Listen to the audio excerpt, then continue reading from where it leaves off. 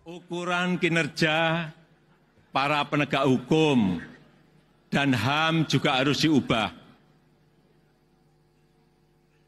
termasuk kinerja pemberantasan korupsi.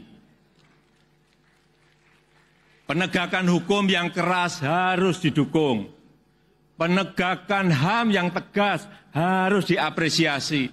Tetapi keberhasilan para penegak hukum bukan hanya diukur dari berapa kasus yang diangkat dan bukan hanya berapa orang yang dipenjara. Adalah kata kunci dalam pidato kenegaraan Presiden Republik Indonesia Joko Widodo pada 2019 yang lalu tentang penegakan hukum atau law enforcement. Maka sudah sepatutnya dan sewajarnya penegakan hukum di Indonesia berubah. Namun apakah dalam 1 tahun terakhir ini penegakan hukum Indonesia berubah? CNN Indonesia mencatat justru penegakan hukum di Indonesia dalam 1 tahun terakhir menimbulkan berbagai polemik.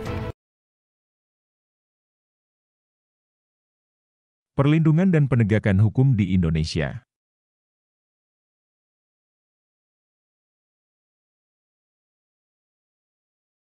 Saat Anda memperhatikan gambar di video ini, hal apakah yang ada di pikiran Anda?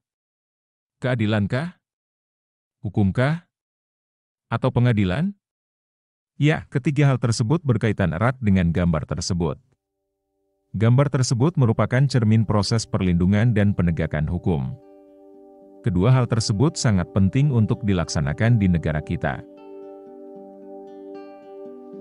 Hal tersebut dikarenakan negara kita adalah negara hukum. Selain itu, perlindungan dan penegakan hukum merupakan faktor utama untuk mewujudkan keadilan dan perdamaian. Konsekuensi dari ditetapkannya Indonesia sebagai negara hukum adalah bahwa dalam segala kehidupan kenegaraan selalu berdasarkan kepada hukum. Untuk menjaga dan mengawasi hukum berjalan dengan efektif, maka dibentuklah lembaga peradilan sebagai sarana bagi masyarakat untuk mencari keadilan dan mendapatkan perlakuan yang semestinya di depan hukum. Berkaitan dengan hal tersebut, tugas warga negara adalah menampilkan sikap positif terhadap proses perlindungan dan penegakan hukum di Indonesia.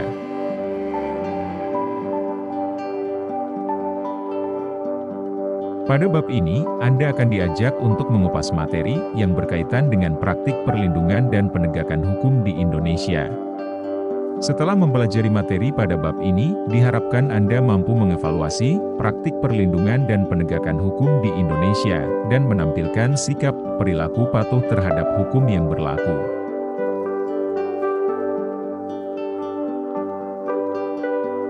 Hakikat perlindungan dan penegakan hukum.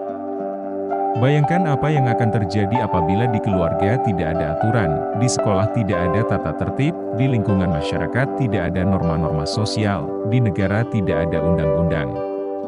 Atau apa yang akan terjadi apabila setiap pelanggaran dibiarkan begitu saja, pelakunya tidak diberikan teguran atau sanksi lainnya. Apa sebenarnya perlindungan hukum itu? Menurut Andi Hamzah, perlindungan hukum dimaknai sebagai daya upaya yang dilakukan secara sadar oleh setiap orang maupun lembaga pemerintah dan swasta yang bertujuan mengusahakan pengamanan, penguasaan dan pemenuhan kesejahteraan hidup sesuai dengan hak-hak asasi yang ada. Makna tersebut tidak terlepas dari fungsi hukum itu sendiri, yaitu untuk melindungi kepentingan manusia. Dengan kata lain, hukum memberikan perlindungan kepada manusia dalam memenuhi berbagai macam kepentingannya, dengan syarat manusia juga harus melindungi kepentingan orang lain. Ketentuan hukum mempunyai tugas sebagai berikut: menjamin kepastian hukum bagi setiap orang di dalam masyarakat, menjamin ketertiban, ketentraman, kedamaian, keadilan, kemakmuran, kebahagiaan dan kebenaran. Menjaga jangan sampai terjadi perbuatan main hakim sendiri dalam pergaulan masyarakat.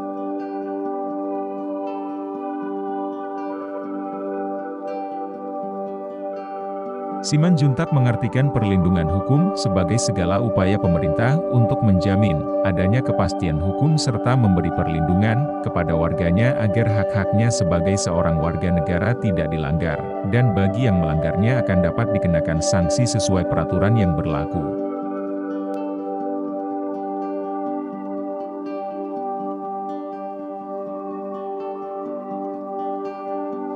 Dengan demikian, satu perlindungan dapat dikatakan sebagai perlindungan hukum apabila mengandung unsur-unsur sebagai berikut. Adanya perlindungan dari pemerintah kepada warganya. Jaminan kepastian hukum. Berkaitan dengan hak-hak warga negara. Adanya sanksi hukuman bagi pihak yang melanggarnya. Pada hakikatnya, setiap orang berhak mendapatkan perlindungan dari hukum. Oleh karena itu, terdapat banyak macam perlindungan hukum. Di antaranya, perlindungan hukum terhadap konsumen diatur dalam Undang-Undang RI Nomor 8 Tahun 1999 tentang perlindungan konsumen. Undang-undang ini mengatur segala hal yang menjadi hak dan kewajiban antara produsen dan konsumen. Perlindungan hukum di Indonesia diberikan juga kepada hak atas kekayaan intelektual atau HAKI. Telah dituangkan dalam Undang-Undang Nomor 28 Tahun 2014 tentang Hak Cipta, Undang-Undang Nomor 15 Tahun 2001 tentang merek, Undang-Undang Nomor 13 Tahun 2016 tentang paten, Undang-Undang Nomor 29 Tahun 2000 tentang perlindungan varietas tanaman, dan lain sebagainya. Perlindungan hukum diberikan juga kepada tersangka, sebagai pihak yang diduga telah melakukan pelanggaran hukum. Perlindungan hukum terhadap tersangka diberikan berkaitan dengan hak-hak tersangka yang harus dipenuhi agar sesuai dengan prosedur pemeriksaan, sebagaimana diatur dalam peraturan perundang-undangan.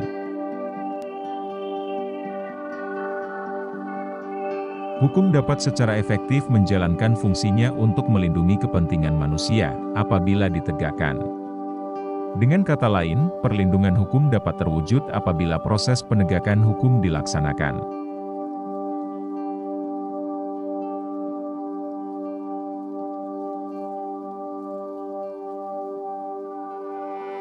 Penegakan hukum merupakan syarat terwujudnya perlindungan hukum.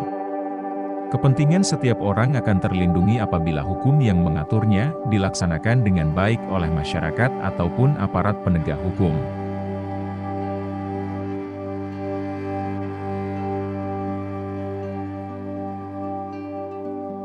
Misalnya, perlindungan hukum konsumen akan terwujud apabila Undang-Undang Perlindungan Konsumen dilaksanakan, hak cipta yang dimiliki oleh seseorang juga akan terlindungi apabila ketentuan mengenai hak cipta juga dilaksanakan. Begitu pula dengan kehidupan di sekolah, keluarga dan masyarakat akan tertib, aman dan tentram apabila norma-norma berlaku di lingkungan tersebut dilaksanakan.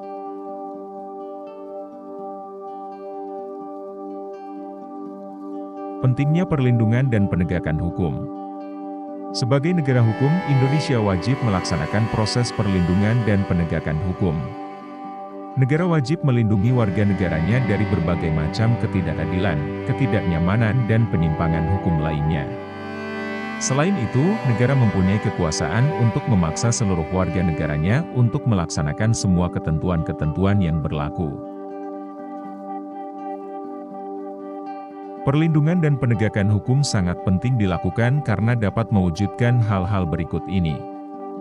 Tegaknya supremasi hukum. Tegaknya keadilan. Mewujudkan perdamaian dalam kehidupan di masyarakat.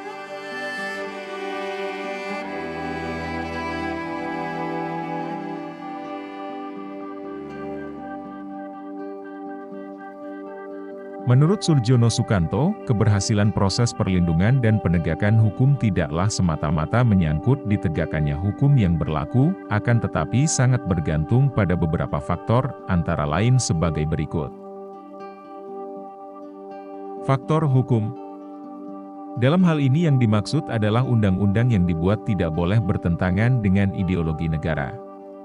Undang-undang dibuat haruslah menurut ketentuan yang mengatur kewenangan pembuatan undang-undang diatur dalam konstitusi negara. Undang-undang haruslah dibuat sesuai dengan kebutuhan dan kondisi masyarakat di mana undang-undang tersebut diberlakukan.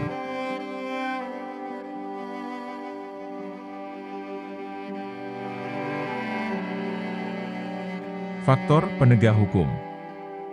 Penegak hukum harus menjalankan tugasnya dengan baik sesuai dengan peranannya masing-masing yang telah diatur dalam peraturan perundang-undangan. Menjalankan tugas tersebut dilakukan dengan mengutamakan keadilan dan profesionalisme, sehingga menjadi panutan masyarakat serta dipercaya oleh semua pihak termasuk semua anggota masyarakat.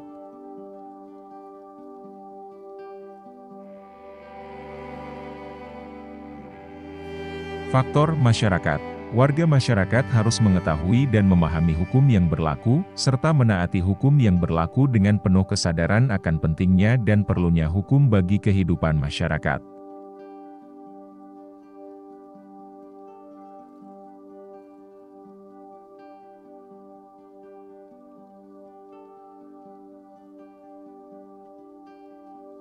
Faktor sarana atau fasilitas yang mendukung penegakan hukum. Ketersediaan sarana dan fasilitas yang memadai merupakan suatu keharusan bagi keberhasilan penegakan hukum.